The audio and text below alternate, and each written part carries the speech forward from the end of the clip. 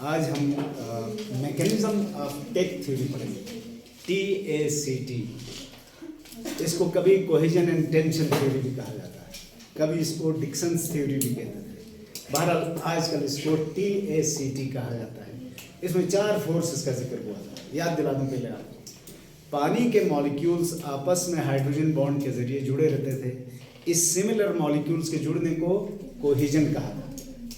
और जब similar molecule एक दूसरे से जुड़ेंगे, एक को खींचा जाएगा या एक मूव करेगा तो उसकी मूवमेंट का असर दूसरे पर पड़ेगा, वो भी मूव करेगा क्योंकि जुड़े हुए हैं, जंजीर के हुक्स की तरह।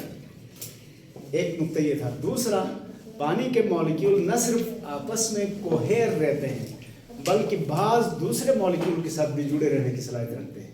जब ये दूसरे मॉलिक्यूल्स के साथ जुड़े तो उसको एडहेजन कहते हैं।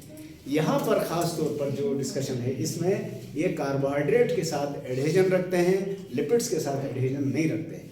और जाइलम जो सेल जिनसे पानी ने ऊपर चढ़ना है, उसकी सेल वॉल सेलुलोज की है जो कि कार्बोहाइड्रेट है, तो उसके साथ एडहेजन है। तीसरी चीज़ थी,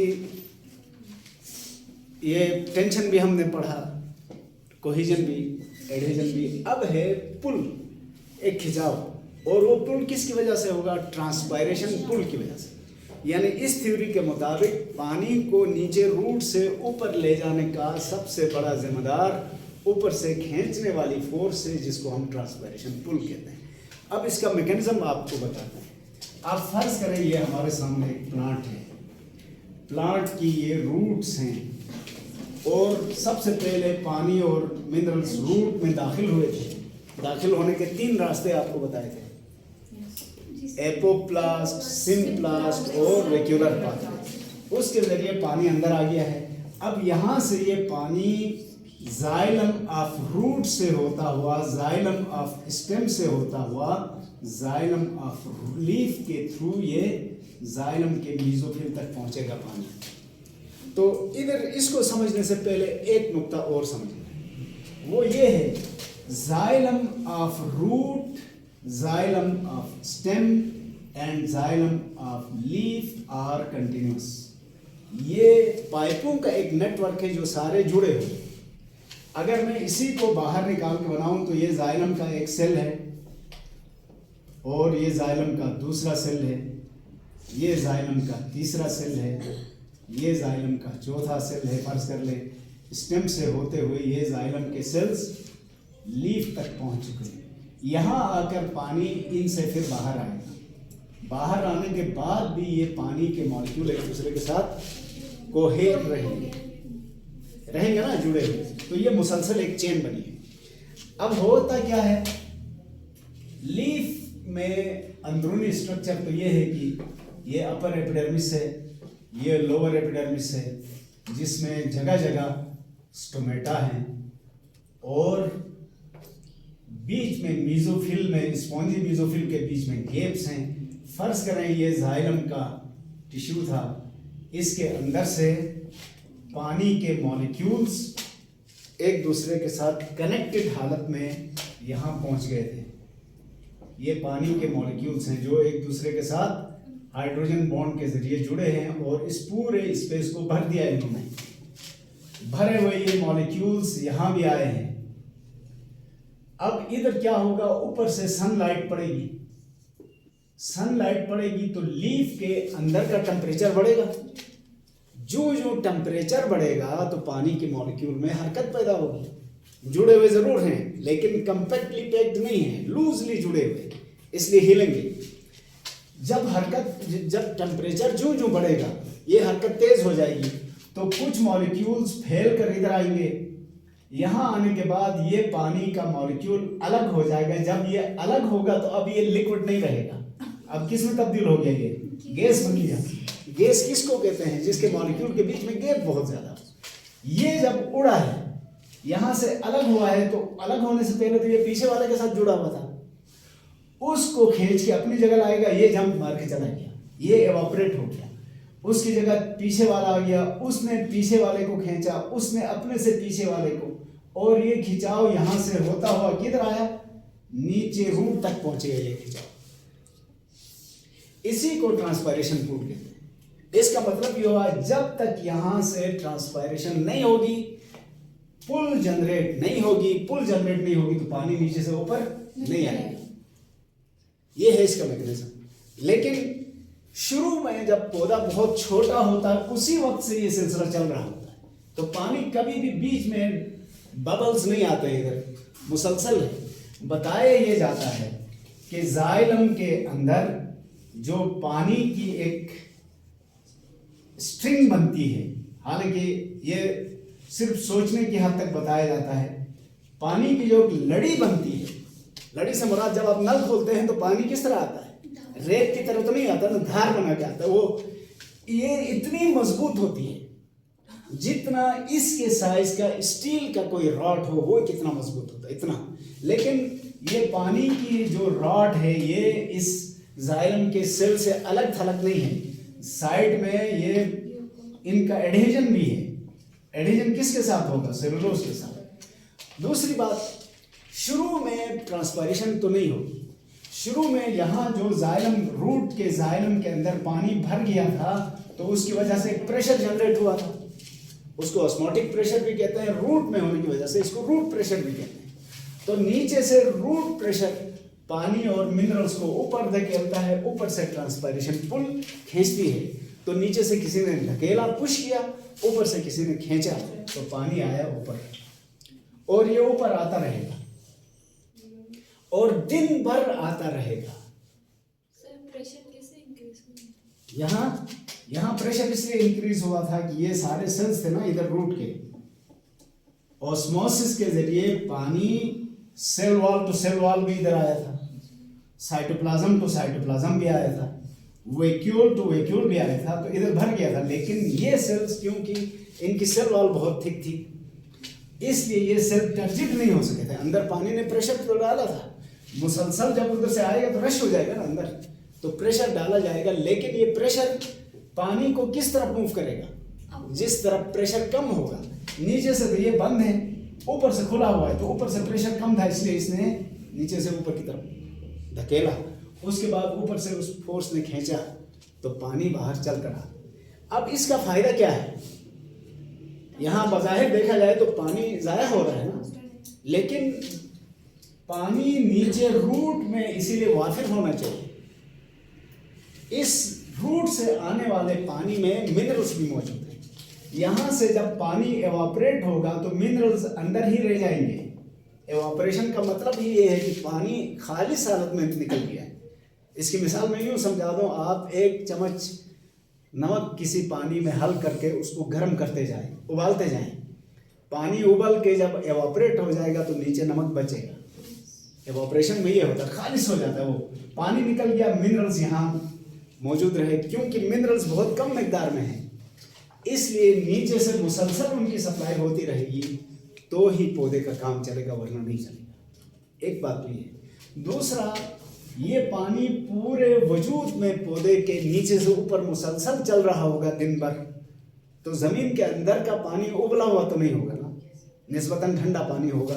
वो ठंडा पानी इधर से गुजरता रहेगा तो पौधे के वजूद का टेम्परेचर भी नहीं बढ़ेगा। वरना आप देखें जानवरों को गर्मी लगती है, वो धूप से उठकर साए में चले आते हैं, पौधे बेचारे तो उधर खड़े हैं। क्या पौधों के एंजाइम नहीं है, क्या पौधों के पास प्रोटीन नहीं है, क्या उनके ऊपर टेम्परेचर का असर नहीं होता होगा? होता है। लेकिन जब पूरे वजूद से इस तरह से पानी आता रहेगा तो पौधे का टेम्परेचर कभी भी बढ़ेगा नहीं। लेकिन सर फसलों में ऐसा होता है ना कि या प्लांट्स में भी जब हम बहुत ज़्यादा पानी देते हैं तो वो सूख जाते हैं सर। हाँ, बहुत ज़्यादा पानी से बाज़ औक़ात ये होता है कि जड़ें सड़ जाती हैं, जड़ें सड़ जाती हैं, फिर ऊपर पानी की तरसील नहीं होती। तो इतना पानी ज़्यादा ना हो कि उनकी रूट्स गल जाएं, लिहाजा पानी की एक मुनासिब मकदार होनी चाहिए, बहुत ज़्यादा नहीं होना चाहिए। ये हर पौधे की मुख्तलिफ डिमांड है, मुख्तलिफ रिक्वायरमेंट है। अच्छा, तो अब ज़रा सुने बेटा, ट्रांसपायरेशन पुल से एक तो पानी नीचे से ऊपर आता रहा, दूसरा मिनरल्स भी आते रहे, तीसरा इसने टेम्परेचर को भी मेंटेन रखा, और चौथा अगर पानी रुक रुक के आता तो कहीं पानी खुश्क होता, टिश्यूज खुश्क हो जाते हैं, कहीं गीले। मुसलसल आने की वजह से पूरे पौधे के जितने सेल्स हैं वो सारे मुसलसल गीले रहेंगे, मॉइस्ट रहेंगे, और सेल्स का मॉइस्ट रहना ज़रूरी है, वरना वो डेसिकेशन का शिकार हो जाएगी, डिहाइड्रेशन का शिकार होकर सूख के मर जाएगी। अब ये सारी बातें डिस्कस हुई, तो एक छोटा सा नुकता और, अगर हम किसी दरख्त को जहन में रखें तो हमें बज़ाहिर ये पूरा पौधा लिविंग नजर आता है ना। मज़े की बात यह है कि पूरा पौधा, पूरा दरख्त लिविंग नहीं है।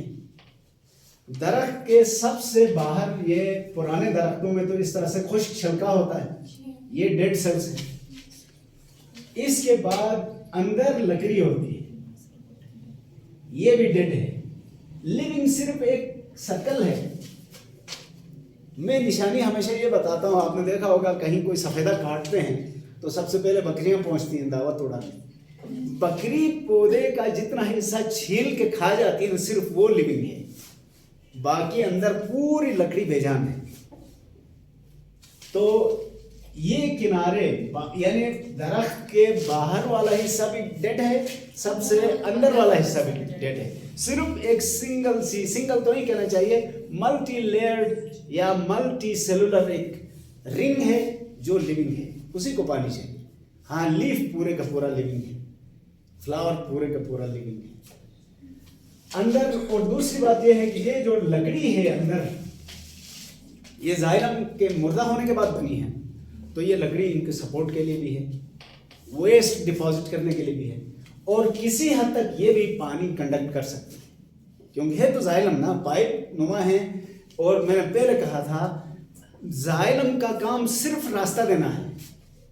रास्ता देने के अलावा पानी को खींचने या धकेलने में कोई किरदार जाइलम का नहीं है। तो लकड़ी मरे हुए जाइलम के सेल से ही रास्ता फराहम करते हैं, उधर से पानी आ जाता है ऊपर। इसीलिए जब किसी दरख्त को काटा जाता है तो लकड़ी उसकी गीली होती है, तो सर कुछ अरसे के बाद फिर ड्राई होता है। जो कुछ दरख्त ऐसे होते हैं ना सर, कि जो बीच से खोखले होते हैं, हाँ। सस्टेन कर रहे होते हैं, तो ये हाँ, ये बात आपने की ना। अब फर्ज करें बहुत सारे दरख्त हैं, अंदर से देखें तो ये खोखले हो चुके हैं। खोखले होने के बावजूद ऊपर शाखें जिंदा कैसे हैं, ये इस बात का सबूत है कि उनका लिविंग पार्ट अब भी इंटेक्ट है। अब सवाल ये है कि ये ही क्यों सड़ा, बाकी क्यों नहीं सड़ते? डेड टिश्यूज जहां भी हो उसमें तो बैक्टीरिया और फंजाई के जरिए डिकम्पोज होना है, तो ये लकड़ी क्यों नहीं डिकम्पोज होती? ये जो बाहर लिविंग पार्ट है, ये फंजाई और बैक्टीरिया को अंदर नहीं जाने देता। हाँ, किसी दरख्त में कोई चोट लगी, बहुत मामूली भी चोट लगी, तो अब बैक्टीरिया अंदर जाएंगे, अब फंजाई अंदर जाएंगे। तो जो दरख्त खोखले हो जाते हैं, अंदर लकड़ी सड़ जाती है, वो डिकम्पोज हुई है, उनमें कहीं ना कहीं कोई चोट लगी है और सुराख हुआ है, उस सुराख के जरिए फंजाई और डिकम्पोजर बैक्टीरिया अंदर गए हैं, उन्होंने सारी लकड़ी को गला सड़ा दिया है और दरख्त बाहर से खड़ा है, अंदर से सारा खोखला हो चुका है। तो जब तक दरख्त जिंदा है, सही सलामत है, कोई चोट नहीं लगी है, लकड़ी तरोताज़ा रहेगी। लेकिन कटने के बाद लकड़ी ग्रेजुअली डिकम्पोज होना शुरू हो जाएगी, सड़ना शुरू हो जाएगी। ठीक हो गया बेटा? इसके बाद अब हम आते हैं opening and closing of stomata की तरफ। पहली बात, स्टोमेटा का एड्रेस क्या है? स्टोमेटा कहाँ पाया जाता है? लीफ में, लीफ में पाए जाते हैं, और लीफ की भी लोअर एपिडर्मिस में। हाँ, एक्वेटिक प्लांट्स के अपर एपिडर्मिस में भी होते हैं। अब इसका थोड़ा सा जिक्र तो हमने किया था। ये लोअर एपिडर्मिस के सेल्स हैं, आम सेल से हटकर कुछ सेल्स बैरल शेप के होते हैं, और इन बैरल शेप के सेल्स को गार्ड सेल्स कहा जाता है। ये गार्ड सेल्स, बल्कि मैं एक और नुकता आपको रिपीट करता हूं पहले। पौधे का ये एक सेल है, हर पौधे के सेल में बीच में एक बहुत बड़ा वैक्यूल होता है, सिंगल सेंट्रल वैक्यूल होता है ना। बाहर से पानी आएगा, बाहर से सैल्यूट्स भी आएंगे। सैल्यूट कैसे आएंगे? डिफ्यूजन के जरिए। पानी कैसे आएगा? ऑस्मोसिस के जरिए। इनमें मुकाबला है, कभी ये ज्यादा कभी वो ज्यादा। और इस वैक्यूल की मेम्ब्रेन को टोनोप्लास्ट कहते हैं, काफी फ्लेक्सिबल है ये। क्या होगा, बाहर से आने वाला पानी जब इसके अंदर भर जाएगा तो इधर सॉल्यूट की कंसंट्रेशन ज़्यादा अंदर कम हो जाएगी, तो सॉल्यूट्स भी आ जाएंगे, आगे बैलेंस करने की कोशिश करेंगे। फिर जब सॉल्यूट थोड़े से बढ़ जाएंगे तो मजीद पानी आएगा तो और सॉल्यूट आएंगे, तो आना लगातार जारी है दोनों का, जिसके नतीजे में क्या होगा, वैक्यूल का साइज बढ़ना शुरू हो जाएगा। जब वैक्यूल का साइज बढ़ेगा तो ये साइटोप्लाज्म को अतराफ में धकेला गया कि नहीं, साइटोप्लाज्म जब अतराफ में धकेला गया तो साइटोप्लाज्म और ऑर्गेनेल सेल मेम्ब्रेन को धकेलेंगे, सेल मेम्ब्रेन जाके सेल वॉल के साथ चिपक जाएगी और सेल वॉल में बराए नाम सी फ्लेक्सिबिलिटी है, लिहाजा सेल वॉल भी एक्सटेंड हो जाएगी जितनी उसमें गुंजाइश है। फाइनली जब एक्सटेंड हो जाएगी ये सेल टाइट हो जाएगा। This tight condition is called turgidity. इसकी मिसाल एक फुटबॉल से ले लें। फुटबॉल का बाहर का चमड़े का कवर है, अंदर एक रबर का ब्लेडर है। ब्लेडर में जो हवा भरते हैं ब्लेडर फूलने लगता है, फूलते फूलते वो जो टफ कवर है उसको भी फुला के फुटबॉल को टाइट कर देता है, बाउंसी हो जाता है फुटबॉल। उस हवा भरे हुए फुटबॉल की तरह प्लांट के सेल हो जाए तो इसको क्या कहते हैं, टर्जिडिटी कहते हैं। और अंदर से सॉल्यूट और पानी का जो प्रेशर लगा था वो प्रेशर टर्गर प्रेशर कहलाता है। ठीक हो गया। तो टर्जिडिटी इन सारे सेल की खूबी, गार्ड सेल की भी है। गार्ड सेल का मैंने आपसे कहा था कि इनमें एक यूनिक बात यह है कि इनकी आमने सामने वाली सेल वॉल थिक होती है और रात को ये फ्लेक्सिड हो जाते हैं, दिन को टर्जिड हो जाते हैं। दिन को क्यों होते हैं वो भी दो थ्योरीज हैं, मैं आपसे शेयर करूँ। फर्ज करें ये सेल जब टर्जिड हो जाएंगे तो टर्जिडिटी में तो आम सेल तो चारों तरफ बराबर बढ़ रहा था ना, तो जो है बेटा, यानी ये सेल वॉल बाहर एक्सटेंड हो रही थी, ये इस तरफ, ये उस तरफ, ये इस तरफ, बराबर प्रेशर लग रहा था। इन पर भी बराबर प्रेशर तो लगेगा, लेकिन उस प्रेशर की एफिशिएंसी इस साइड पर कम हो जाएगी। क्यों? सेल वॉल थिक है, प्रेशर तो एक जैसा है। और एक सामने वाली सेल वॉल थिक होने की वजह से क्या होगा, ये बाहर एक्सपेंड नहीं होगी, बाकी जो नरम सेल वॉल है वो यूं बाहर फैल जाएगी। और दूसरा सेल भी ऐसा हो गया, ये थिक पार्ट है बगैर किसी उसके, ये थिन पार्ट है जो इस तरह से एक्सपेंड हो गया। फिर ग्रेजुअली ये अंदर दब जाएगी। जब अंदर दबेगी तो इस सेल की शेप क्या हो गई, बीन शेप का हो गया ये भी, और दूसरा ये सामने वाला है। बीन शेप का होने के बाद बीच में एक गैप बन गया, इस गैप को स्टोमा कहा जाता है। एक से ज्यादा हो जाए तो स्टोमेटा कहते हैं। तो स्टोमेटा खुला कैसे, ये तरीका भी मैं बताया। अब रात होते ही क्या होता है, पानी बाहर निकल आता है, सॉल्यूट भी बाहर निकल आते हैं, तो आस्ता आस्ता ये वैक्यूल छोटा होना शुरू हो जाता है। होते होते जब सारा जो इजाफी पानी और सॉल्यूट था बाहर निकल जाएगा तो ये सेल नरम हो जाएंगे। उस नरम कंडीशन को फ्लेक्सिड कहते हैं। यानी जब सेल टाइट था तो उसको क्या था, टर्जिडिटी। सेल नरम हो जाए तो फ्लेक्सिड। फ्लेक्सिड होने की वजह से क्या हुआ, जो इस तरह का गैप बन गया था वो गैप तकरीबन खत्म हो गया, तो हम कहेंगे स्टोमेटा बंद हो गई। अब अगला सवाल है कि ये स्टोमेटा दिन को ही खुलते क्यों हैं, यानी ये सेल्स जो गार्ड सेल्स हैं दिन को ही क्यों टर्जिड होते हैं और रात को फ्लेक्सिड क्यों रहते हैं, ये कांस्टेंट क्यों नहीं रहते सारा साल। तो उसके लिए दो थ्योरीज हैं। एक स्टार्च शुगर हाइपोथेसिस कहलाता है, स्टार्च शुगर हाइपोथेसिस। दूसरा influx of potassium ions, potassium ion के अंदर आने जाने को। लेकिन उन दोनों थ्योरीज को पढ़ने से पहले एक और हकीकत ध्यान में रखें, एपिडर्मिस चाहे ऊपर वाली हो या नीचे वाली, इन एपिडर्मिस के सेल में क्लोरोफिल नहीं होता।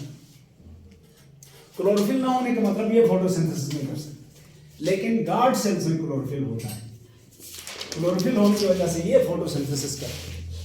और फोटोसिंथेसिस की पहली प्रोडक्ट क्या है, ग्लूकोज है कि नहीं है। ग्लूकोज पानी में सॉल्युबल है कि नहीं है।